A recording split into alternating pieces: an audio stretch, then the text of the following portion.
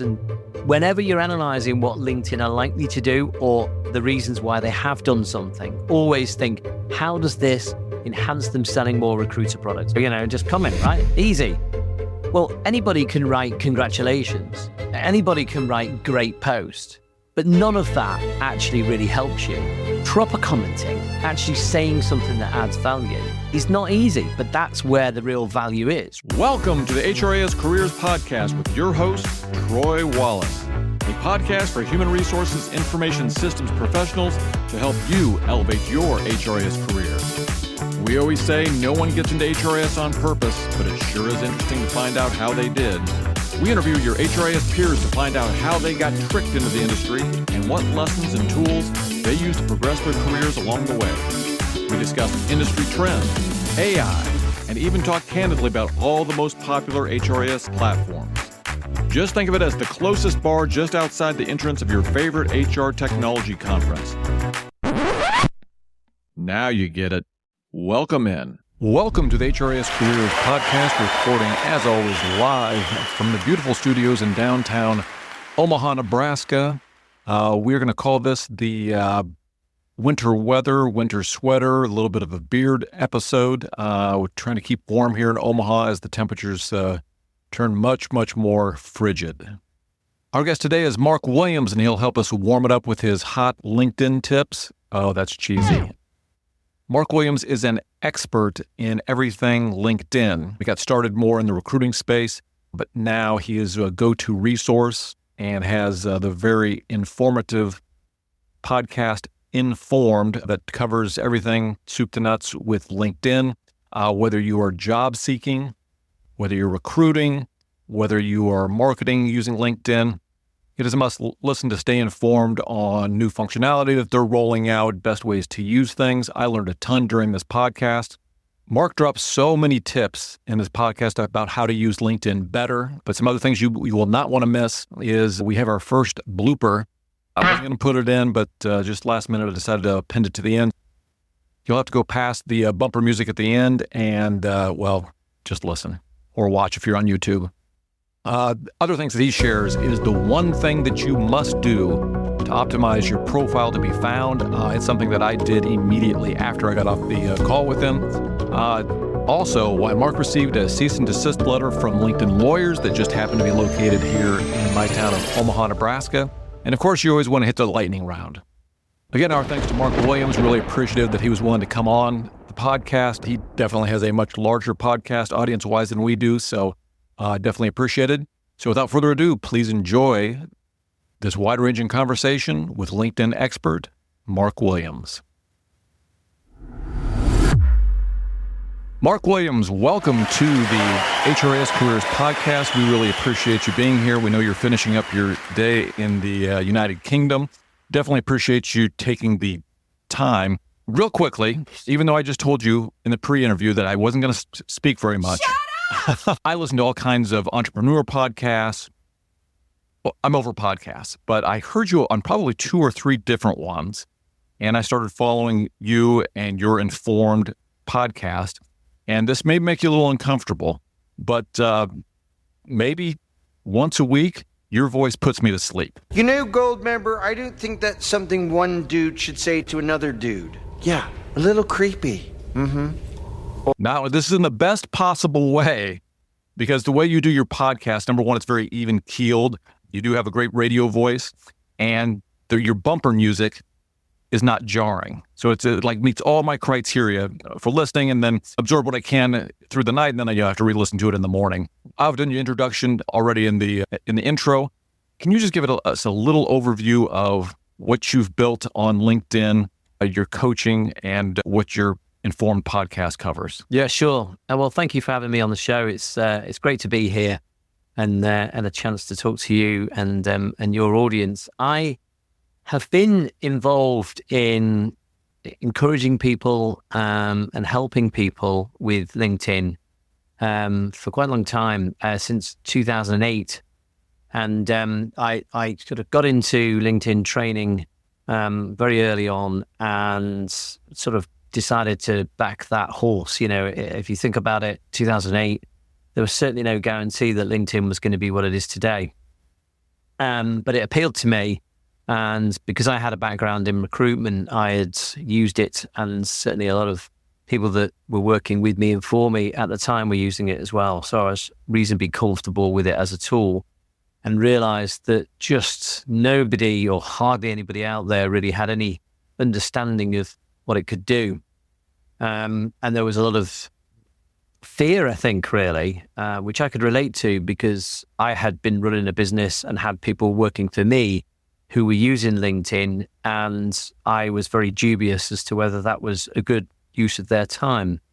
And that was just down to my ignorance. And so I realized that there'd be a lot of people like me out there running businesses, having people working for them, who were using this new tool, and potentially wasting a lot of time with it. And so that's how I kind of got into the whole LinkedIn training and coaching thing.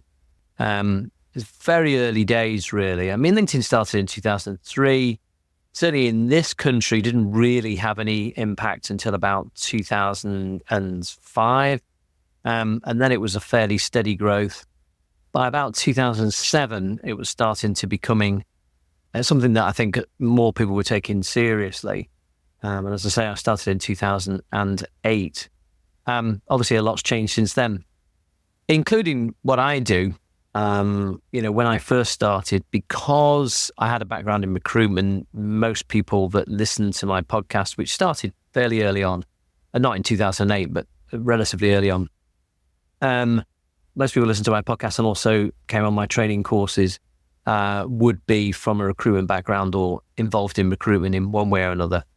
And these days, very few. I would say, I don't know, as a rough guess, I would say max 30% of the people that I help with LinkedIn have got anything to do with recruitment. But that's the nature of the way LinkedIn has changed, and for the better. It's just much more widely used by people in all kinds of industries these days. Well, I want to put a pin in that real quickly, because now I'm already curious about something. Yeah. So now that it's changed, do you have a feel for what are the other types of people that are signing up for your coaching? If it's not as much the recruitment, and obviously the recruitment speaks to us in the HR industry and HRIS, but where else are you finding people coming to get help? It's right across the board, actually. My first experience of non-recruitment use of LinkedIn was kind of still recruitment industry, in that there was a business development angle to LinkedIn. And I remember when I first started using it, before I was training with LinkedIn, before I was helping people with LinkedIn, one of the things that struck me about LinkedIn was that, I'd been in business many years at that point. I'd been in that industry probably about 15 years at that stage. And I had built a network of contacts, as most people that have been in any kind of sales industry would have done over a period of time. Contacts, relationships, and those relationships were highly valuable to me. I'd invested a lot of time and energy in those relationships. And those relationships I would leverage, really, able to, ask for people's help, ask for introductions, et cetera, et cetera.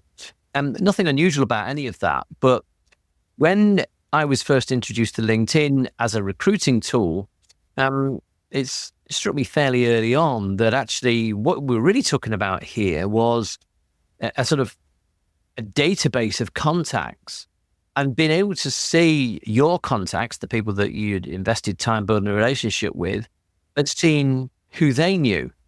And just that very small feature alone just kind of was a big wow factor for me, And so it struck me that you could really accelerate your ability to leverage those relationships by seeing who other people knew and were connected with.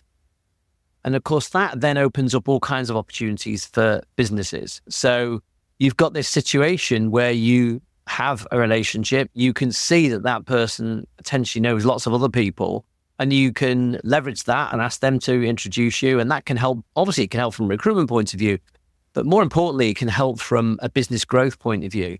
And that might be supplier, that might be a new customer, all kinds of things that can come through those relationships, and always have done. I mean, there's nothing new in that, other than what LinkedIn did is it brought it online and made it possible to do that through the internet, which was new, back in 2008 or earlier than that, 2007, I would say for me. That was a new thing. And so all kinds of businesses benefit from that. So I work with, from massive organizations, big blue chip organizations, right down to owner managed businesses, all understanding that their success as an individual and as a business is going to be down to how they build relationships and how they can leverage those relationships online through LinkedIn. So all kinds of different outcomes can come from that. To me, the magic of business has always been about people. It's always been about people and the relationships that they build. And all we're really doing with LinkedIn is kind of giving a superpower to that, really, by being able to do it at scale with much more people that we have access to. So obviously that has an effect on all kinds of different businesses. So I'm going to point out two things. I'm interested to get your opinion on one of my big pet peeves. But I'm going to start with number one, a little lighter. Number one, if you go over to the YouTube channel, you can see what Mark Williams set up, and you can see what it looks to have a really good setup for YouTube. And then you can juxtapose that with what you see in my screen, which I look like a hostage right now. So good example of YouTube presence on Mark Williams. You can see the opposite going over to YouTube, and you can see the difference there. I just was noticing that as I was watching. All right. So what I really want to get into is my pet peeve on LinkedIn. So at some point, it changed where I was at a conference, the HR technology conference a couple of weeks ago, and I said, oh, hey, I met somebody, and it's like, hey, you're connected to my cousin. And he's like, oh, I don't know who he is. Like, I don't remember meeting him. I don't remember connecting. Yeah.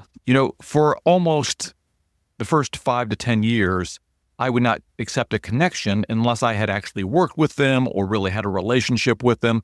And I feel like now it's getting more and more transactional, people just trying to get followers. What's your opinion or what's your feeling on that? Yeah, I look at it completely differently to that.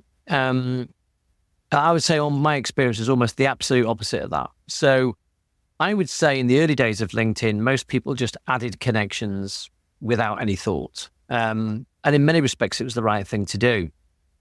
If you wanted to, and this is still true today, but it doesn't count in the way that it used to. But if you wanted to have visibility of the right people on LinkedIn, so if you're trying to find the right people, that could be, of course, people that you want to recruit, or it could be people that you want to do business with. If you wanted to find them on LinkedIn through keyword searching, you had to have an extensive network. And so you would literally connect with as many people as you could, frankly, in the early days. And that's why a lot of people built up to kind of the maximum 30,000 connections, and used to see these people called lions, they'd put their name and lion after it, and right, which stands for an open LinkedIn open networker. And they were basically signaling, look, if you ask me to connect, I'll say yes, right? Because I just want to build a big network, so I have great visibility. And that was really the way LinkedIn was used by most people that were, active users of LinkedIn, would just connect en masse. And as I say, there were good reasons for doing it. It did give you a level of visibility that you needed. What you have to remember is that LinkedIn in those days was not mainstream. So there weren't, in any typical industry or target audience, only a small percentage of those people would be on LinkedIn. So your ability to be able to find them through keyword searching was quite limited, unless you connected with lots of people. And then you had the opportunity to find the people that you wanted to find. If fast forward to today, LinkedIn's completely mainstream, so everyone's on it. So you absolutely don't need to do that. You don't need to connect to lots of people. And in fact, you should really only be connecting to highly relevant people. Now, from day one, LinkedIn have always said that was their vision of what you should do. Back in the day, they used to actually say to you, only connect with people that you know and trust, which I always thought was a bit over the top, and probably still is today. What's the point in just connecting to people that you know and trust? The point of networking is you want to connect to people that you don't know, right? Because you're trying to get to know them. But that said, these days, a connection strategy would be the advisable way to go, would be to keep it very, very relevant. Because because everyone's on LinkedIn, you absolutely don't need an extensive network to be seen by the right kind of people, right? That's relatively easy to build visibility today. Back in the day, it was completely opposite. So it's almost the reverse of what you described there. It used to be that you connect with everyone. Now you shouldn't. Maybe an explanation for what you're talking about is, and this kind of, makes me shiver every time I hear someone say this, but often, certainly with the younger generation, if I'm delivering a course or something and I'm talking to them about building a network and connecting, they use this term adding, right? And the term add, he added me or she added me, I've added them, that term is a Facebook term. That's kind of, and that's how people traditionally use Facebook. They just add people. Oh, I'm just adding loads of people, And then this, again, early days of Facebook, that's how people used Facebook. I think, again, these days, people are a lot more private and think about, I don't want everybody to be my friend. Yes. So again, that's sort of reversed as well. But a lot of those people, and maybe what you're referring to is there was a time, right, I'm trying to put a date on it now, maybe 2010, 2011, something like that. Maybe I'm wrong there, but where a lot of people migrated from Facebook to LinkedIn. It doesn't mean they left Facebook. It's just that, certainly from a business point of view, they realized that Facebook was basically an advertising channel only, and that there'd really be no other way of using it other than advertising. And so they came to LinkedIn from a business perspective, realizing that this was a place where you could actually do business rather than just advertising what you do. And with them came that kind of adding people attitude, perhaps. And so maybe that's what you're referring to, that change maybe occurred around that time. There were some good elements to that change as well, because that new cohort of LinkedIn users that came around that time also brought with them a background in social media that we'd not seen before in LinkedIn. So LinkedIn had traditionally been like a social media site that wasn't really social media. Your typical LinkedIn user. I remember once, this was actually at a conference, this actually happened. I heard these two guys talking near to me at a conference, and they were talking about how they absolutely detested social media. Can't stand it because of this, and people tell you, pictures of their pets and what they've had for breakfast and all this kind of stuff, And then one of them goes, yeah, I totally agree with you. And they were basically, they weren't having an argument. They were quite the opposite. They were enjoying each other's views, both as negative as each other. And then at the end of that conversation, one of them said, oh, look, I need to go. It's been really nice meeting you anyway. And got out a business card to swap with him. And the other guy said, are you on LinkedIn? And the guy went, oh, yeah, I'm on LinkedIn. Hold on a second. You've just spent the last 10 minutes absolutely ripping into social media. And here you are swapping your LinkedIn profile. But then, after I paused for thought after that, I thought, but that actually sums it up. That was what LinkedIn was. Yeah, it was absolutely full of people that would go nowhere near social media, but absolutely would use LinkedIn. But this new cohort that came in from the likes of Facebook brought with them a sort of familiarity with social networking, and also better techniques in terms of content, in terms of engagement. And so the platform started to become more alive. Again, if you talk to people that were users of LinkedIn back in the day, 2005 to, I guess, 2010, that rough period, there wasn't a lot going on. Right. Very little engagement. Most of the posts were job ads, and there wasn't really much going on other than within groups. There wasn't really much engagement going on at all in those days. So, they did improve it as well, but perhaps brought that kind of adding culture to LinkedIn. Right. And, I think my issue was that I always felt like it was a bit of a vetting where if I saw somebody who had a second-degree connection or something, I could feel pretty good that, oh, okay, this person is an all right person, or I could actually reach out to that person and say, hey, do you actually know this? Can you give me a little, background, because I'm looking at them as a contractor. But then I think for me, when I knew LinkedIn was here to stay, is I do a lot of contract work.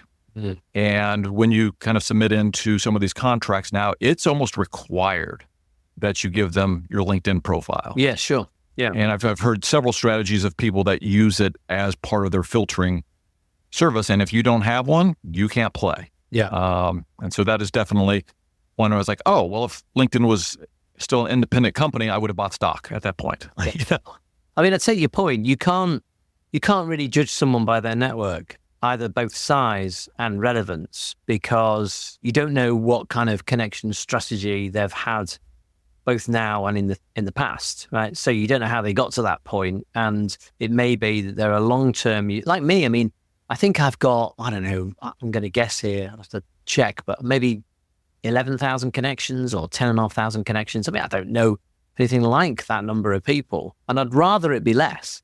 But again, back in the day, that's what you did. You know, that was the only real way to get any success out of using LinkedIn, was to build a large network. These days, you don't need anything like that kind of number. Now, the introduction of followers did change that dynamic. So, you know, a distinct difference between a follower and a connection being that, you know, someone can follow you and they're not in your list of connections. They just follow you, which means that they have the opportunity to see your content and they have the opportunity to see your engagement, your activity. But that's where it ends, right? So they are more the traditional kind of what Twitter or X now is, you know, or used to be. Right. So you just choose to follow someone because I'm interested in what you got to say. Whereas LinkedIn traditionally was about connecting, and the connection was a follower. But then they introduced this idea that they don't have to be. So you could just follow, or you could connect and then unfollow, still retaining the connection, but not seeing their content, or choose just to see their content and engagement, but not actually be connected. When that changed, and I couldn't put a date on when that was, then LinkedIn became, I think, a lot better in being able to define the difference and say, look, I really only want to be connected to people that I have some level of relationship with. And I'd much rather be in that position than where I am now. But frankly, there's not enough hours in the day for me to reduce my connections to that level. Right. Yeah. But before that point, you needed the connections to be followers, right? So if you wanted to have influence, if you wanted to produce content that people would see and that it would, you know, gain engagement so that more people saw it, you had to have connections in order to achieve that.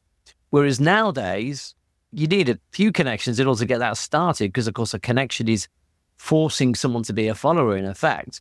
Right. But beyond that point, if you start producing good content, then people will choose to follow you. So my aim was always to try and get to a position where I could double. So I had double the number of followers as connections. I'm well past that now. I think I'm about 24,000 followers, of which around about 10,500 are connections.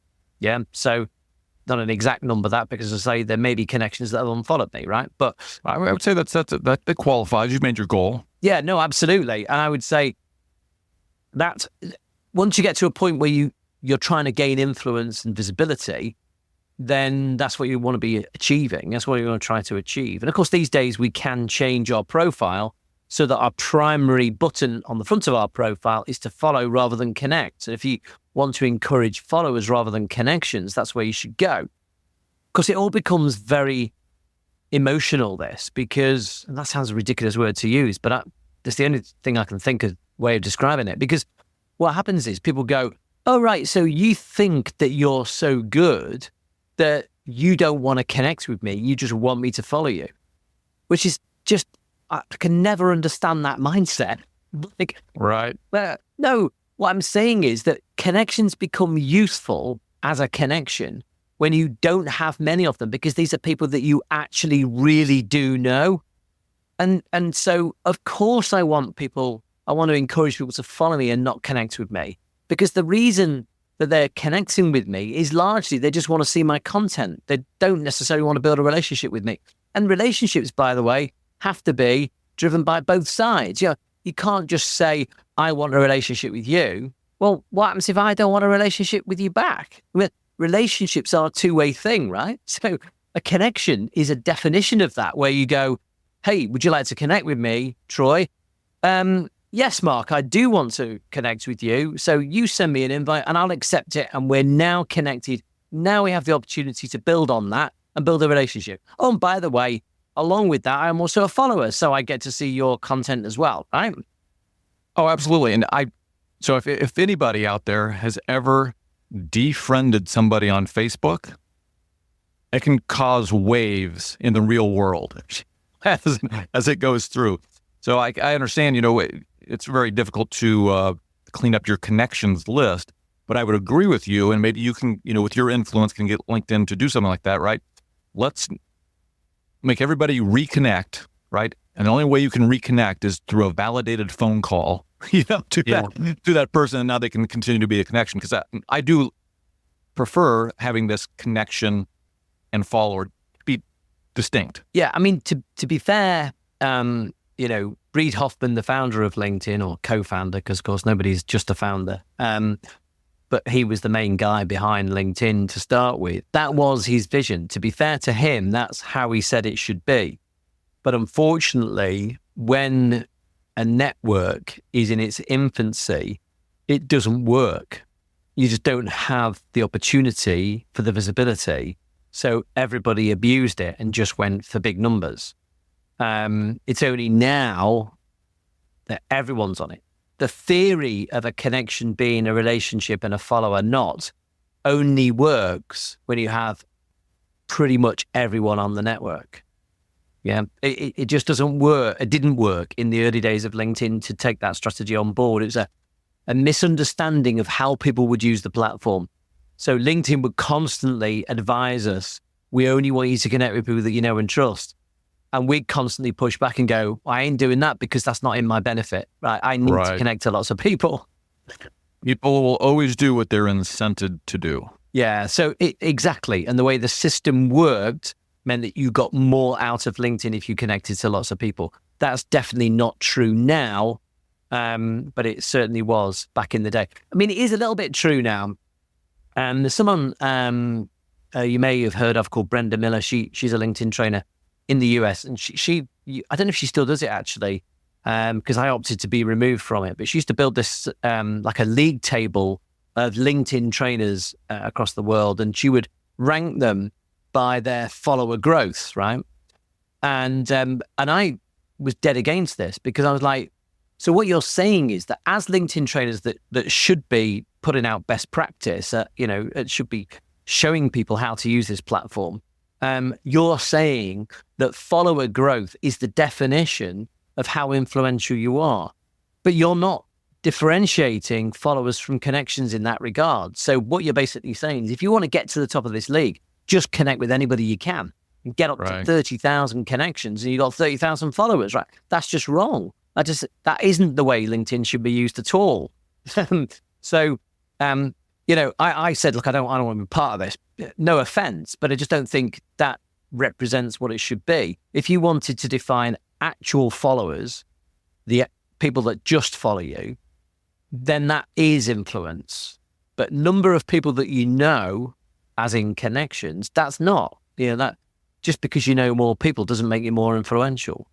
But because you're followed by more people, it does make you more influential. All right. Well, let's get a little more specific. So HRIS Careers, we're all trying to progress our careers. So I'm going to give you a scenario, and we'll see where this goes. So in our industry, people go from usually an analyst to maybe a manager to a director to a vice presidential level. So I'll give you my experience. Now, I know LinkedIn groups are not as popular, not as used anymore, but for a while there was a in my sub niche of what's Taleo, or its applicant tracking system, there was a pretty good group for a while. It was interactive. And I used to find contractors off of that group if they were providing a lot of value. I would see what they were doing. They were interacting. They had good ideas. And I would reach out and say, hey, I've got this project. Do you want to help me out on it? And, it was great. Okay. Let's talk about a scenario of today. Okay. Where you're an HRIS analyst. You want to prep yourself and make yourself visible on LinkedIn to try and find that next company that's looking for that next level job as a HRIS manager or director or VP. let's talk about like the three things that are really important on your LinkedIn profile or creating content that can maybe surface you to the top or make you visible in your industry. Yeah. So visibility on LinkedIn is very influenced by activity. Okay. And so profile is important, and I'll come back to profile in a second, but never underestimate the importance of being active. And there are levels of activity. So being active, you could argue, is going in and checking your inbox, right? That doesn't really count so much. If you check your inbox and you reply to messages, that does have more of an impact on your visibility. But even more impact than that is actually engaging with your feed or searching for content and engaging with content. Oh, okay. Ideally commenting, right? Now, you mentioned earlier about the way groups used to work and that you used to find people because they were contributing and adding value in discussions in groups. But the point is that still happens today, it just doesn't happen so much in groups. But so let's imagine that there is a post that somebody has posted about, I don't know, whatever, ATS, right? Maybe a related subject, something that people find important within that area, okay? I don't know enough about it to give a specific subject there, but you can imagine someone does a post about that. Someone is looking for posts like that by searching, keyword searching, forget hashtags, don't really work on LinkedIn very well. But if you just search by keyword, if you just go applicant tracking as a key phrase, as an example, search for posts about that, you will find people who are posting about subjects that allows you the opportunity to contribute. And that's how you build your visibility. So you don't have to be in a group that is all about ATS. You need to be following people for sure, but also searching for and finding content around subjects that you know are important to your target audience, and then contributing to the thread of what is being discussed. Okay. That is the most powerful thing you can do to raise your profile. Obviously, behind that, you do need a good profile. People will search as well. And two things I would say in terms of search, well, three things really. Obviously, you want your profile to be optimized because when people search on LinkedIn, they will search on keywords. Two most important fields for keywords in your LinkedIn profile are your job title, current job title, and headline. And of course, those two things are the same for the vast majority of profiles, but don't have to be. Of course, we can change our headline.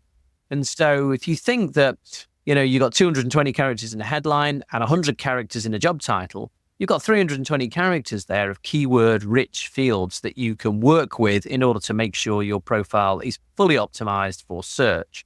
I mean, keywords will be elsewhere within your profile, I know, but they're the most important bits to get right in terms of that. I would also say, and I'm almost kind of hesitating saying this, but because I think this is one of the worst design features on LinkedIn, but you can't really ignore the services function of LinkedIn because there is the potential that it actually becomes quite good.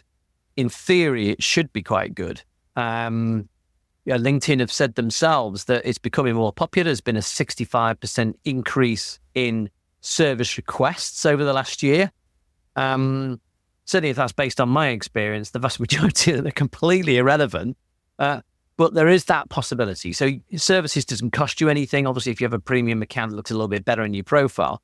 But anybody can create a services page, listing what you do, create good information there. If you've got a premium account, you can add videos and all kinds of stuff in there as well to make that page a little bit more attractive.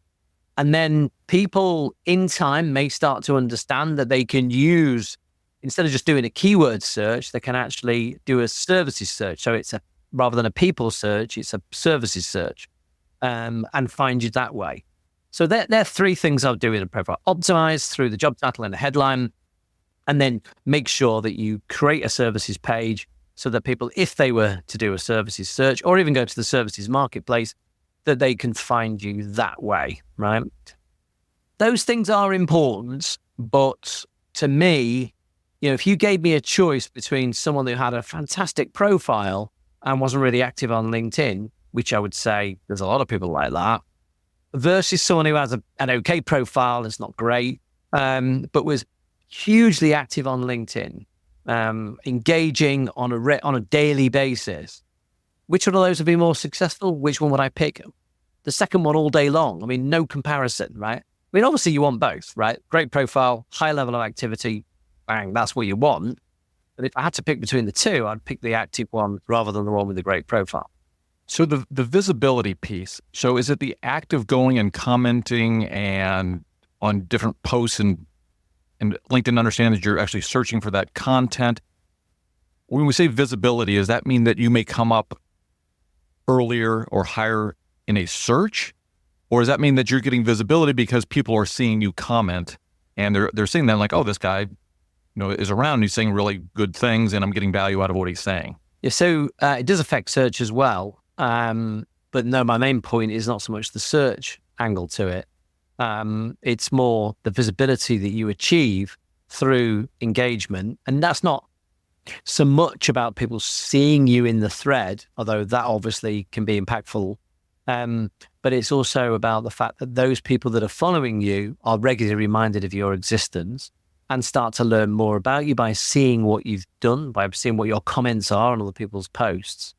But also then, in turn, when you post, and more of the right people will see your content, okay? So you could be quite strategic about who you engage with, so that then what happens is that when you post, those people are more likely to see your content. There's LinkedIn, the algorithm is constantly trying to work out, its job really is to keep us on the page, isn't it? So really it's just trying to work out all the time, what do you want to see? What can I put in front of you that's going to really get your interest?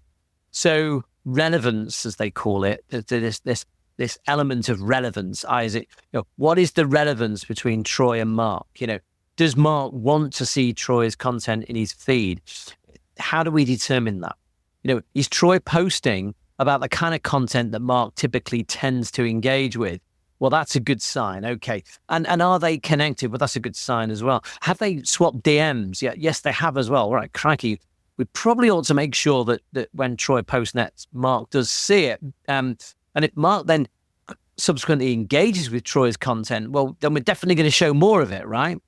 So there's a number of things that you can do to try and influence the direction of travel of your content through the engagement that you have with other people's content. So you can search for content, and by finding the right kind of posts on the right type of subjects that are topics that are of interest to your target audience, the people that you want to be visible to, when you comment on those posts, it has three impacts, but let's talk about the first two. One is those people that already follow you will potentially see that in their feed, especially if the topic of that post is something they've demonstrated interest in the past, right? So they're more likely to see that post in their feed because you commented on it. And when they see the post and just your comment underneath it, right? That's the way it's demonstrated to them on your page. So they see the post, they go, oh, that's interesting. They then see, oh, Mark Williams has commented on that, and this is what Mark's got to say. Oh, that's interesting. I don't know Mark that well, but I'm starting to understand him better, right? I see where he's coming from. And so that's one clear impact of commenting on that stuff. Of course, the other thing is that there are other people involved in that thread that aren't following you, that aren't connected to you at all, but are potentially of interest to you. Now, they're interested in the same topic, and they're maybe following the person that did the post, and they comment on it maybe. And if they comment on it or even like it, and you subsequently comment on it, they're notified about that. So they go, well, who's this Mark Williams chap? And they may be looking through the comment thread and see what you've got to say and go, oh, he looks interesting, actually. I'm going to follow him. And they may look at your recent content and go, actually, this person looks like they're worth following. So again, that's the second impact of that. And of course, I am that person. Like, I bet you half the people I follow, I have found through looking at a comment in an article and going down the rabbit hole, like, oh, that guy's interesting, or that person's interesting. And there I go. Yeah, exactly. And so that then leads to this situation where you're gaining more followers through being more active. And of course, those people then, now that they've become a follower, they then fall into that first category of people that might see your content and see content that you have engaged with, right? So again, that then builds and builds and builds. Because the third reason is that by commenting on someone's post, they're more likely to see your content, especially if they reply to your comment, right? So again, if they're a follower, assuming that you're connected, so the following goes both directions, then if you comment on their post and they reply to that comment, then when you post, they're more likely to see your content as well. So, and all of this, this is all sort of stuff that you're doing to influence the algorithm to give yourself better visibility. But let's not also forget that in all of this, you're building relationships. You're building relationships with those people that follow you because they're learning more about you and understanding more about where you're coming from. You're building relationships with the person that's posted because you're actually engaging with them. They're posting something and you're commenting on that and they're replying to that. And we're getting somewhere here. We're actually starting to break down the barriers of not really knowing each other, but starting to understand a bit more about each other, gradually building trust over time. And going right back to what I said right at the start, business is all about people, right? It's all about relationships. And so through that level of activity, that's what you're managing to achieve. It just amazes me that people sit in the background and go, well, LinkedIn's not really doing much for me, which is a bit like going to a networking event, an in-person networking event, and sitting in the corner and talking to nobody and then leaving at the end of it and saying, well, that wasn't very good, was it? Right. Well, of course it was, and you didn't talk to anyone. As you're talking, and I've listened to your podcast, and I've known of you for at least a year, maybe longer. And my mind is just racing with, oh, geez, I want to know about this, and I want to know about that, because you're surfacing things that I just really didn't think about. Let's do this, and this is going to be a first in the HRIS Careers, is I'm going to try and share my screen. Can we get real tactical on something on the profile real quick? And if this goes south on us, we can always edit it out. I've never tried to share my screen on this platform. Let's give it a shot. If this works, I'll be amazed. So can you see my LinkedIn profile? I can see it, yeah. Look at that. So if you want to go over to YouTube, you can follow along. So I'm here, right? It's my profile. And you talked about the importance of, I'll call it the summary and then your actual job title. So that's the headline, the bit that you're... That's the headline, okay. Now, yeah. And then where would the job title be? Is that the first job title in what your current job is? Go right down to the experience, where you've got consultant. So this is doing nothing for me in findability. Not really. I mean, consultant. Might be someone searches on the word consultant, but you've got 100 characters in there. You can add to consultant a load of keywords that describe what you're a consultant of and for. So... just right there, I know. I mean, I'm biased because I love my own podcast. I love what I learn on it and the people I talk to. But that right there is a piece of gold. So for people out there, if you're making the same mistake that I obviously am, that's not a searchable title whatsoever. It's gold, Jerry. Gold! So I will definitely go in and change that. And just all right. Put some substance behind this for you, Troy. We got to remember with LinkedIn is that they, as a business, make most of their money from selling recruiter, right? That's their number one product. Obviously, the whole database of LinkedIn profiles needs to be designed for recruiters finding you, okay? And what do recruiters do when they're searching? They search on job titles. That's a key focus, right? They're always interested in job titles. So they are, they're optimizing that field because it works in their interests. And whenever you're analyzing what LinkedIn are likely to do or the reasons why they have done something, always think, how does this enhance them selling more recruiter products? Because that is always the number one driver in that business. Right. So what we call that tip number one is if you're out there to get more visibility, is you need to be out there searching for content, making comments, being valuable in those communities. We call that tip number one. Yeah. Activity, number one thing you can do on LinkedIn. If you were just literally starting out tomorrow, and a lot of people do this and they go, right, so, because they've come from other social media and so they're thinking about posting. I always say, don't think about posting to start with, think about commenting. A good comment is a form of content, right? Think about what you can do to comment on other people's content. And that's not easy, by the way. Again, we just say that like, oh, there you go, just comment, right? Easy. Well, anybody can write congratulations. Anybody can write great post, but none of that actually really helps you. It doesn't even help you in terms of the algorithm, because if it's a short comment, the algorithm will pretty much ignore it anyway. Or it's like liking a post, it has very little impact. But proper commenting, actually saying something that adds value, is not easy, but that's where the real value is, right? And all the things that I've discussed, obviously. So how do you do that? Well, I mean, there's lots of different techniques that come into play here. But number one, I think, is that you've got to be into what you do. The whole point here is that you were talking before about, finding people who are adding contributions in groups. And what I'm saying is that happens in the feed now.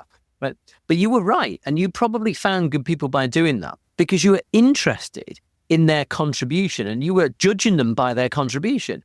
Rightly so, right? Because there's some substance in what they're saying and you're thinking this person knows what they're talking about, right? And that's why it's important. That's why we should. So, no fakes here. You've got to know what you're talking about. You've got to be into it and understand it. Now, not everybody's going to start with that. Some people will know about 20% of what they should know because they're new and they're starting out and they're trying to get going. But there's always a way around things. And the best way of looking at this is, again, if you were like a junior person in an industry and you've been in the industry for 6 months, a year or whatever, and you knew that most people that you work with and most people that you come across are more experienced than you. So you feel like the baby in the room all the time, right? And if you were forced to go to a networking event, you'd be intimidated by that because virtually everybody you speak to just seems to know so much more than you do, right? Don't try and pretend to know when you don't know because you're going to get found out very quickly. Just ask good questions. Just show real, genuine curiosity. Look, an eager student is something that people really enjoy communicating with. If you imagine, again, let's think away from online, and think offline. We got a group of 5 people stood around in a circle. One of them is a trainee, hasn't got a clue really, but they're eager. And the other 4 are really experienced. They love to show their knowledge. And this trainee is dominating the conversation by going, so tell me more about that. I'm really interested in, oh, that's interesting. Now, what I don't understand about that is this. And, as the more experienced people start getting involved in this conversation, I'm sure you, like me, can relate to this. You go, well, I really want to help this person, number one. And I'm really enjoying being able to demonstrate my knowledge. Now, there's 5 people there, right? One of which is a trainee. The other 3 around in that little circle that you're talking to, potentially through the things that you say might be influenced, right? Well, let's take that onto LinkedIn. There are potentially tens of thousands of people that can see you demonstrating your knowledge. So you're not telling me that's not a great opportunity for those experienced people, but the person that facilitates it is the trainee who's asking the good questions, right? So don't ever allow someone, and I hear it all the time and I get very irritated, but I get quite enthusiastic about it and passionate about it in that, when they say, I've got nothing to say, you don't have to say anything. You just need to ask good questions and be prepared to learn. Show a genuine interest and allow those experienced people around you on LinkedIn to demonstrate their knowledge and make sure you learn from it. And as you learn from it, you start to have more influence, more visibility, and now you're starting to get somewhere. So obviously your role changes in this LinkedIn community as you gain more and more experience. But that starting point is really critical. And the vast majority of people hold back because they don't want to look silly. There's this thing of, I'm going to look silly if I start getting involved. These people don't know what they're talking about. They need you to facilitate the opportunity for them to answer your question. Otherwise, what are they doing? They're just either promoting. Nobody wants to see someone on LinkedIn that constantly promotes. We hate it. Someone who uses the comment thread to say about, well, I do this and I do this and this is what you should do. Nobody wants to see that because they see it as promotional. But if someone says, I don't understand this, can you explain this a bit more? Oh, yeah, sure. And now that entitles them to talk about what they know, right? Without being promotional. So you, as the inexperienced person in the room, are the one that facilitates that. And that's your role to play. And you should play it enthusiastically and use that opportunity to learn and grow. No, that's fantastic. And I think in real life, the times I've had really good interactions where I've maybe had an intern in the office and the one that's actually asked questions, I would have ran through walls for the person to get them a job or two because they just were generally interested. and you want to reward people that are curious. And experience tells us they're the people that end up doing really well. That's a real sign of quality. That curiosity to want to know is a real sign of intelligence. And so that, we're drawn to them, but also, as I say on LinkedIn, they just give us the opportunity to demonstrate our knowledge, which is fantastic. Excellent. Well, I want to give you the opportunity to demonstrate more of your knowledge. So I know we're getting close to the hour and we've got to get you out of here. We do something called the lightning round. Now we're going to do an abbreviated version today. So I'll ask the questions rapidly. Your answers do not have to be so, although I know we only have about 6 or 7 minutes left. So we're going to go. I put some fake time on the imaginary clock. And here we go. 1. If you could add one LinkedIn kind of superpower or feature, what do you think it's missing? What would you create? A facility to say which books you've read and review them. Oh. Which it used to have, by the way. And they removed it. Goodness knows why. But in business, I don't know about you, anytime I've ever stood up in front of an audience and said, and quoted a book, people always go, sorry, can I just stop you? What was that book again? People are fascinated by what books have influenced you, particularly in business. And the opportunities around that are massive. It used to be called Amazon Reading List, by the way. It was the old feature on LinkedIn. And it's a bit like Goodreads, but for business books, right? You imagine a scenario where you've read a book and you review it, and it's the same book as a client that you wanted to do business with has also read, and now you've got something in common, and that's a real icebreaker, and you can really start working on something together. There's all kinds of opportunities. It makes no sense to me whatsoever why that shouldn't be a part of LinkedIn. It was a valuable part of LinkedIn when it existed. Why they got rid of it, I do not know. And so I would bring that back. I like it. And Marth, we're both entrepreneurs. Maybe we don't need LinkedIn for this. Right? Yeah, but you could say that. Of course, we don't have the hundreds of millions of users. Yeah, individual sites that do that exist, but part of LinkedIn would just make it so much more valuable, Right. That's great. All right, let's go move to number 2.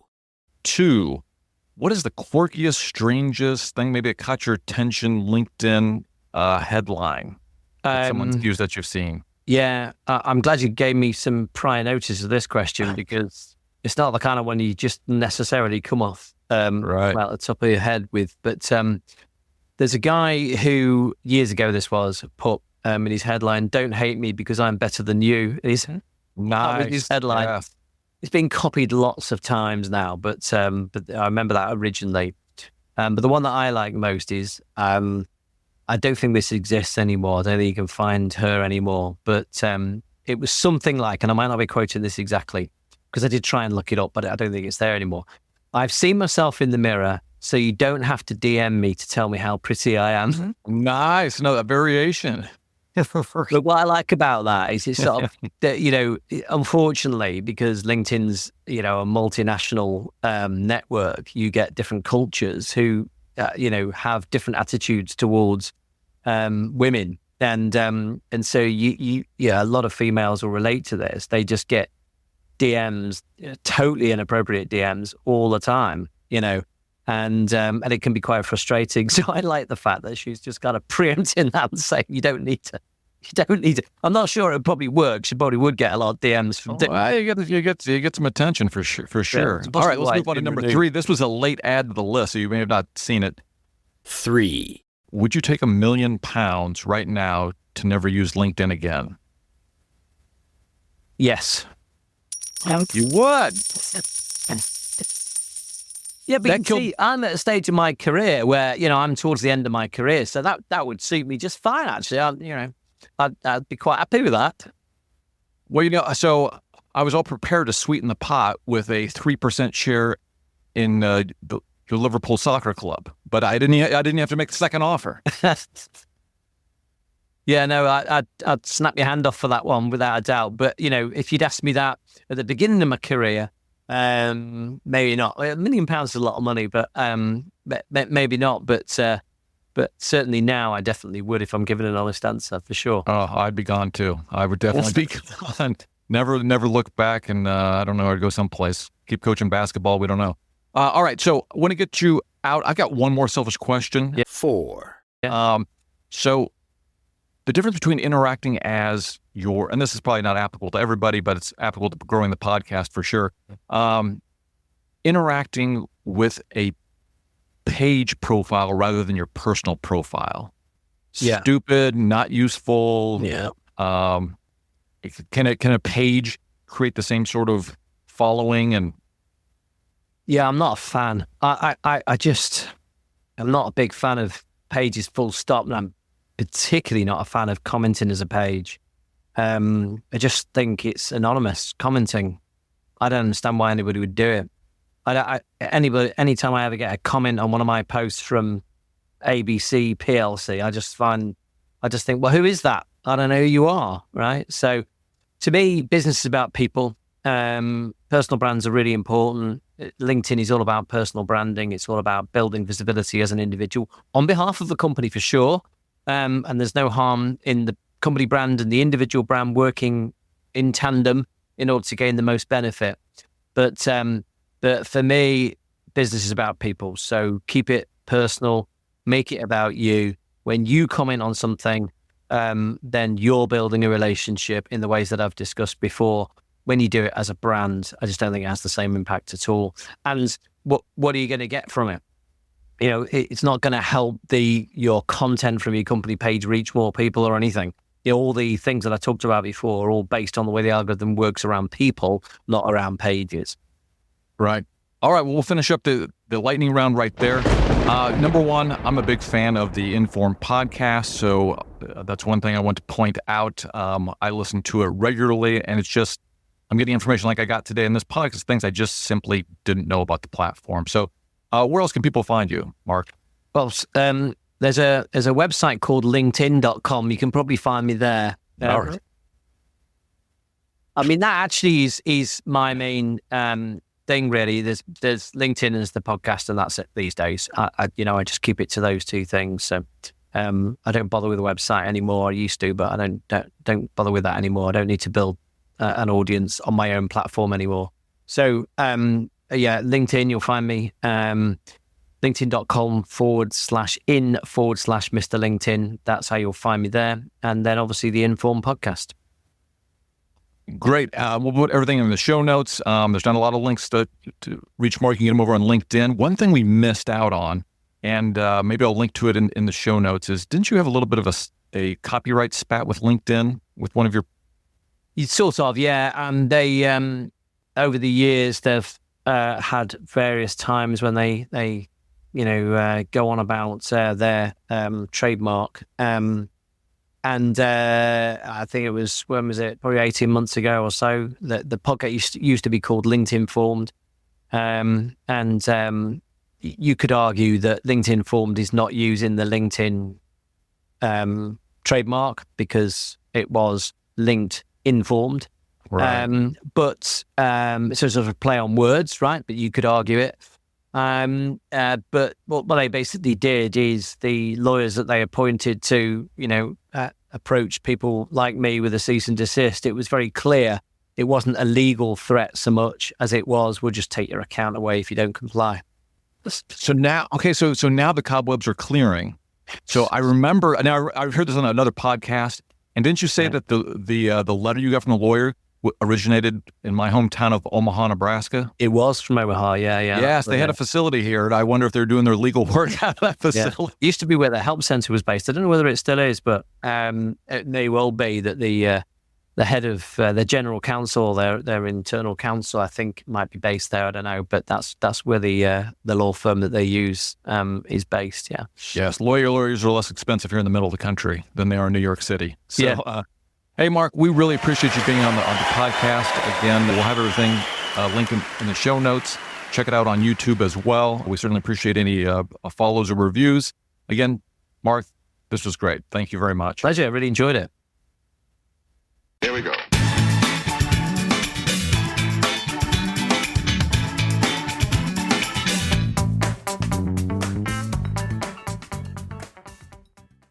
Let's talk about